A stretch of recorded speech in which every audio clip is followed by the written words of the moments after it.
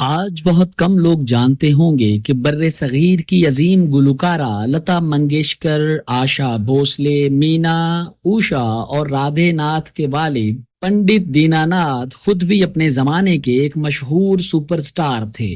اس وقت چونکہ متحدہ ہندوستان میں سینما ابھی تک انٹروڈیوس نہیں ہوا تھا، لہٰذا اس وجہ سے اپنی آرٹ دکھانے کے لیے دینا ناتھ تھیٹر اور منڈلی میں شامل ہوتے تھے۔ شروع کریں تو دینا ناتھ سن 1900 میں گوا کے گاؤں منگیشی میں پیدا ہوئے تھے۔ ویسے تو وہ صرف 42 برس جیے، لیکن اپنی مختصر زندگی میں انہوں نے عروج کے ساتھ ساتھ زوال کا سامنا بھی کیا، اور جب وہ اس دنیا سے گئے تو ان کے گھر والوں کو شدید معاشی پریشانی کا سامنا تھا۔ اس کا اندازہ ہم اس بات سے لگا سکتے ہیں کہ چونکہ دینا ناتھ کا تعلق ہندو مذہب سے تھا، اس لیے ان کے کریا کرم یعنی آخری رسومات میں 75 روپے خرچ ہو گئے۔ اس کے بعد ان کی وراثت میں بس اتنا پیسہ بچا تھا جس سے صرف 6 روز تک گھر کا چولہا جل سکتا تھا، اور پھر اسی لیے باپ کے مرنے کے صرف 1 گھنٹے بعد دینا ناتھ کی بڑی بیٹی لتا نے ماں سے پوچھا کہ ماں، اب گھر بار چلانے کے لیے مجھے نوکری ڈھونڈنی ہوگی۔ اس سے بھی پیچھے چلیں تو پتہ چلتا ہے کہ پنڈت دینا ناتھ منگیشکر کا تعلق ایک بہت ہی عظیم ہندو خاندان سے تھا، کیونکہ ان کے بزرگوں نے پرانے وقتوں میں پرتگیزی کولونسٹ کے اور ڈاکوؤں کے ظلم و ستم کا نہ صرف بہادری سے مقابلہ کیا، بلکہ ان کے بزرگوں میں سے کئی اپنے عبادت گاہوں کو بچاتے ہوئے اپنی جان بھی نچھاور کر چکے تھے۔ یہ بہادر لوگ جنہوں نے اپنی دیوی دیوتاؤں کی حفاظت کے لیے جانیں قربان کر دی، ان کے خاندان کو ابھیشیکی کہتے ہیں۔ انڈینز کے علاوہ بہت کم لوگ جانتے ہیں کہ مندروں میں جب بتوں کو غسل دیا جاتا ہے تو اس عبادت کو ابھیشیک کہا جاتا ہے، اور چونکہ منگیشکر خاندان نے اپنے بتوں کی حرمت کو بچانے کے لیے اپنا خون بہایا تھا اور اپنے دیوتاؤں کو خون سے غسل دیا تھا، اس لیے اس خاندان کے افراد ابھیشیکی کہلاتے ہیں۔ پنڈت دینا ناتھ منگیشکر کا تعلق کارہدی برہمنوں کی ذات سے تھا۔ ان کے خاندان کے مردوں کے نام کے بعد بھٹ کا لاحقہ لگایا جاتا تھا۔ بھٹ کا مطلب کٹر برہمن ہے۔ جنگجو اور کٹر برہمن گھرانے میں ایک فنکار کا پیدا ہونا بہت اچنبھے کی بات نہیں تھی، لیکن دینا ناتھ کا ناچ گانے، بہروپ بھرنے اور ناٹک نوٹنکی سے وابستہ ہونا خاندان میں کھلی بغاوت سمجھا گیا۔ لیکن پنڈت دینا ناتھ اپنی دھن کے پکے تھے۔ پنڈت دینا ناتھ نے اپنے خاندانی پس منظر کی پرواہ کیے بغیر ان ساری آرٹس کو پرفارم کیا جو قدرت نے انہیں عطا کی تھی۔ وہ مندر اور بھجن سے آگے بڑھ کر ناٹک اور سنگیت کی دنیا میں آ گئے۔ یہ بالی ووڈ کی پیدائش سے بھی پہلے کا دور تھا، کیونکہ جب دادا صاحب پھالکے نے سن 1913 میں پہلی فلم راجہ ہریش چند سے برے صغیر میں سینما کی بنیاد رکھی تو دینا ناتھ اس وقت 13 سال کے تھے، اور سینما کی بجائے اس وقت تھیٹر اور نوٹنکی زیادہ معروف اور مؤثر میڈیم سمجھے جاتے تھے۔ لہٰذا جیسے ہم پہلے بھی بتا چکے ہیں، تب دینا ناتھ نے بھی اپنی صلاحیت کو منوانے کے لیے تھیٹر کا ہی انتخاب کیا۔ دینا ناتھ جب بہت چھوٹے تھے تو گاؤں کے جوہڑ اور گلی محلوں میں کھیلتے کودتے ہوئے جو گاتے تھے وہ دیکھنے لائق منظر ہوتا تھا۔ یہ دیکھ کر ارد گرد کے لوگ دینا ناتھ کی والدہ یسو بائی کو کہتے تھے کہ آپ اپنے بیٹے کو منڈلی میں بھیج دو، خوب پیسہ کمائے گا۔ اور اس دور میں واقعی مہاراشٹر، خاص طور پر ممبئی میں جو ناٹک اور منڈلی ہو رہی تھی، ان میں کام کرنے والے لوگ بہت پیسہ کما رہے تھے، اور ایسی صورتحال میں اپنے بیٹے کا شوق دیکھتے ہوئے دینا ناتھ کی ماں اپنے بیٹے کو مکمل آرٹسٹ بنانا چاہتی تھی۔ اس زمانے میں کلاسیکی موسیقی پاپ میوزک کی طرح سنی جاتی تھی، چنانچہ فیصلہ کیا گیا کہ دینا ناتھ سارنگی سیکھیں گے۔ لیکن مسئلہ یہ تھا کہ دینا ناتھ کو دانتوں سے ناخن چھیلنے کی عادت تھی، اور سارنگی تو ناخن کے بغیر بجائی نہیں جا سکتی۔ خیر، یہ مسئلہ اتنا اہم نہ تھا اور سب کچھ ٹھیک ٹھاک ہو رہا تھا۔ ایک دن استاد جی نے دینا ناتھ سے کہا کہ دیکھو فلاں دکان پر جاؤ اور وہاں سے 1 عدد دیسی شراب کی بوتل لے آؤ۔ ادھر دینا ناتھ ڈر گئے، کیونکہ ننھے دینا ناتھ نے شراب کے برے اثرات سے متعلق بہت سی کہانیاں سن رکھی تھی، اور یہ بھی ہے کہ برہمن شراب کو بہت برا سمجھتے ہیں۔ پھر ایسا ہوا کہ وہ دوبارہ اس استاد کی گلی میں کبھی نہ گئے۔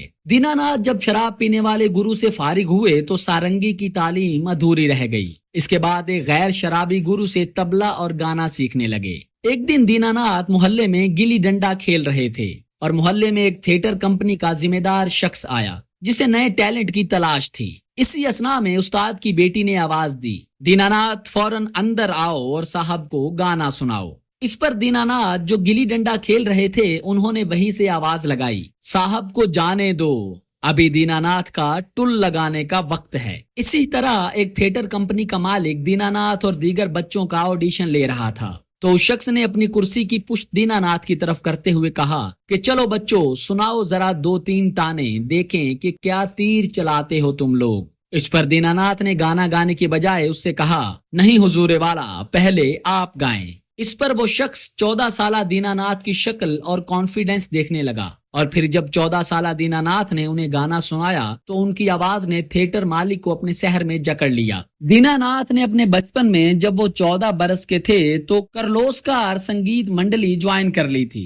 इस वजह से वो पूरा इंडिया घूमते रहते थे। जब दीनानाथ की शादी हुई और उनके बच्चे पैदा हुए तो अब एक खानदान उनके हमराह था, और इस खानदान ने अपना शुरू का जमाना बंजारों की तरह गुजारा, कभी एक शहर तो कभी दूसरे शहर। हर शहर में जब भी कभी दीनानाथ परफॉर्म करते तो लोग उनकी परफॉर्मेंस देखकर झूम उठते। आपको बताते चलें कि पंडित दीनानाथ मंगेशकर इंतहाई जाजिब नजर, खुश लिबास और सुरीले थे। इसी वजह से वो ऐन जवानी में ही मराठी थिएटर के बहुत बड़े स्टार बन गए थे। उनकी मकबूलियत का अंदाजा इस वाक़े से लगाएं कि एक बहुत ही मशहूर मराठी थिएटर बाल गंधर्वा ने एक दफा ऐलान किया कि अगर ये नौजवान फनकार मेरी कंपनी ज्वाइन करने की हामी भरे तो उसके गांव मंगेशी से लेकर बम्बई तक तमाम रास्तों को करेंसी नोटों से भर दूंगा, और अतर छिड़क कर दीनानाथ से कहूंगा कि इन रास्तों पर चलकर मेरे पास आ जाओ। बाल गंधर्वा के मालिक का कहना था कि इस लड़के की आवाज में ऐसा जादू है जो सीधा दिल को चीरता है, लेकिन किस्मत को शायद कुछ और ही मंजूर था।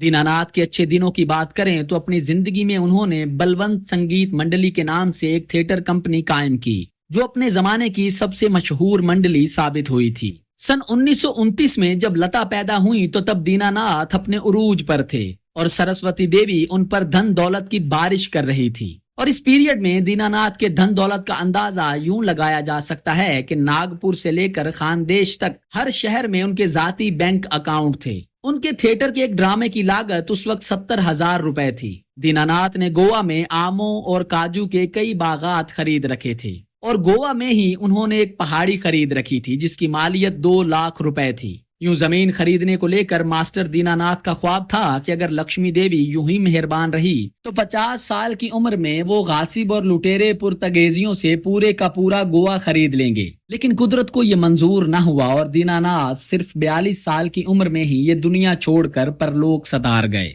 लेकिन जिंदगी भी बहुत अजीब है। वही दीनानाथ जो शराब से इस कदर दूर थे कि वो अपने गुरु में भी ये ऐब देखना पसंद नहीं करते थे, शराब और शराब पीने वालों को अच्छा नहीं समझते थे, लेकिन नौटंकी और मंडली के लिए काम करते हुए उन्हें शराब की आदत लग गई थी। एक और चीज थी जो दीनानाथ को एक वर्सटाइल आर्टिस्ट बनाती थी, वो ये कि दीनानाथ मर्द और औरत दोनों आवाजों में गाते थे, क्योंकि पुराने वक्तों में अदाकार ही सदाकार होते थे और अच्छा फनकार उसे माना जाता था जो बैक वक्त मर्द और औरत की आवाज में गा सकता था। उन्होंने रियाज ही ऐसा किया था जिससे उनकी आवाज बारीक हो गई थी, और इससे निपटने के लिए फिर किसी ने उन्हें मशवरा दिया कि आप मर्द की आवाज में गाते हुए थोड़ी शराब पी लिया करें, जिससे आपकी आवाज में मर्दाना वजाहत बढ़ जाएगी। शुरू में तो दीनानाथ आवाज में मर्दाना वजाहत के लिए शराब पीते रहे, लेकिन फिर बाद में वो इसके आदी हो गए। लता इस चीज को एक बहुत दुख भरी निगाह से देखती हैं और कहती हैं कि उनकी इस मनहूस आदत ने हमसे हमारा बाप छीन लिया। अगरचे दीनानाथ खुद भी एक फनकार थे, लेकिन वो अपनी बेटियों के फिल्म इंडस्ट्री से वाबस्ता होने के मुखालिफ थे। वो कहते हैं कि लता ने मराठी फिल्म के लिए पहला गीत उस वक्त गाया था जब वो 13 साल की थी। दीनानाथ ने तब लता को सच्चे दिल से इजाजत नहीं दी थी और बाद अज़ां ये गीत फिल्म से ड्रॉप भी हो गया था। लता के भाई का ये भी ख्याल है कि अगर उनके वालिद जिंदा रहते तो लता दीदी का एक घर बार होता, बच्चे होते।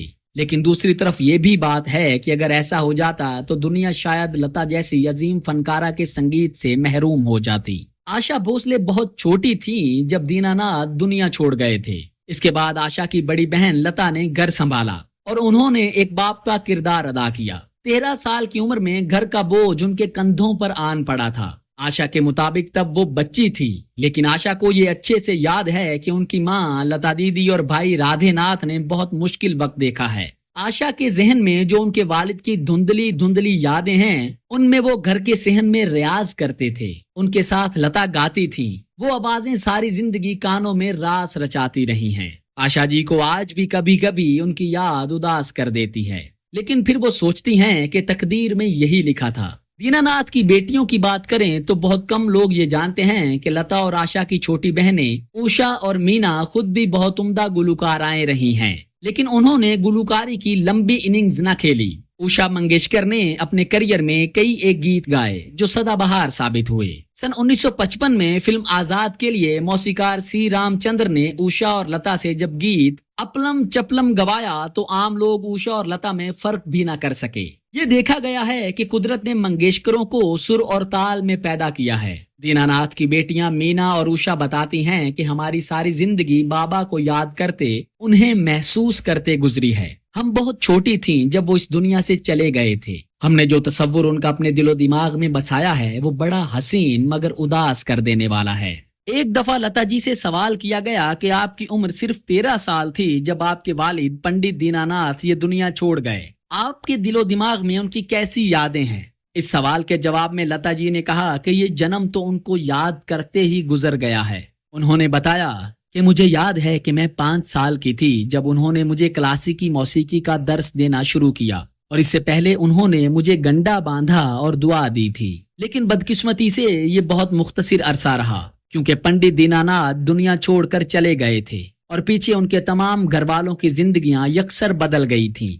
अपने वालिद के बाद लता ने अमानुल्लाह खान भिंडी बाजार वालों से सीखना शुरू किया। सीखने का ये सिलसिला जारी था कि लता के उस्ताद जी ने उनसे कहा कि उन्हें अपने गांव जाना होगा, जहां से वो 2 माह बाद वापस लौटेंगे। लेकिन लता के उस्ताद कभी वापस न लौटे, क्योंकि गांव में उनका कत्ल कर दिया गया था। इसके बाद लता ने अमानत अली खान विवास वालों से सीखना शुरू किया, लेकिन ये सिलसिला ज्यादा देर तक न चल सका, क्योंकि उनका भी इंतकाल हो गया। दरअसल इसके अलावा एक चीज ये भी है कि पंडित दीनानाथ की मौत के बाद लता को रियाज करने का ज्यादा वक्त नहीं मिला, क्योंकि अब उन्हें अपने घर का बाप भी बनना था। वो दिन जो उनके खेलने कूदने और सीखने के थे, उन्होंने वो दिन मेहनत करके पैसे कमाने में सर्फ किए। लता कहती हैं कि मैं ऊपर वाले का शुक्र अदा करती हूँ कि उसने मुझे जिस इम्तिहान में डाला मैं उसे निभा सकी। लता की माँ, मासी, भाई और बहनें ये पूरा कुनबा था जिनकी लता ने देखभाल करनी थी। लता और सीखना चाहती थी, लेकिन कई वजूहात की बिना पर वो मजीद मौसीकी ना सीख सकी। लेकिन आप सोच रहे होंगे कि अगर पंडित दीनानाथ उन्हें खुद मौसीकी सिखाने वाले थे तो उन्होंने अपनी जिंदगी में लता को गाने की इजाजत क्यों ना दी। इस पर लता जी ने कहा कि अगरचे उनके वालिद फनकार थे और मौसीकी, अदाकारी और दीगर फनून लतीफा के दिलदादा थे, लेकिन अपनी औलाद, खास तौर पर बेटियों के लिए ख्याल करते थे कि मौसीकी उनके लिए बड़ा कठिन रास्ता है, क्योंकि उन्हें खुद भी कामयाब फनकार बनने के लिए शबाना रोज जद्दोजहद करनी पड़ी थी।